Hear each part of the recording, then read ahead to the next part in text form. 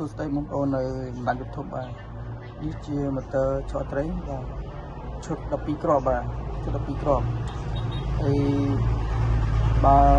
បងប្អូនត្រូវការអាចទៅបានបាទ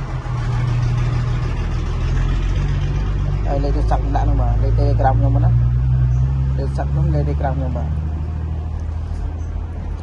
12គ្រាប់បាទខ្ញុំរៀបឲ្យបងខាងកំពង់សោមបាទ12គ្រាប់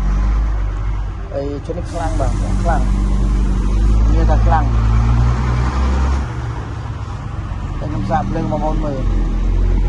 ហើយពូលនេះមកគ្រាប់100វ៉ាត់បាទអញ្ចឹងវា3គ្រាប់300វ៉ាត់បាទតែមើលភ្លើងវិញបងភ្លើងវិញបងមើលភ្លើងវា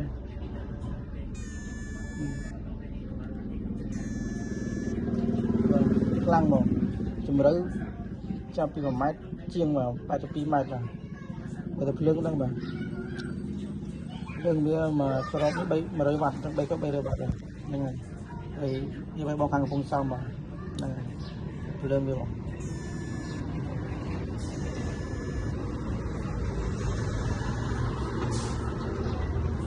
កត្រូវការទៅមកហ្នឹងហ្នឹងហើយលេខទូរស័ព្ទខ្ញុំហើយលេខក្រដាប់ខ្ញុំលេខហ្នឹងហើយហ្នឹងហើយបងត្រូវការទៅមកណាឈុតនេះឈុតខ្លាំងពេញខ្លាំងខ្ញុំទៅខាងបងកំពង់សោមបងហើយបាទត្រូវការទៅបានលេខទូរស័ព្ទខ្ញុំហ្នឹងបាទហើយលេខ Telegram ខ្ញុំក៏លេខហ្នឹងដែរបាទហ្នឹងហើយ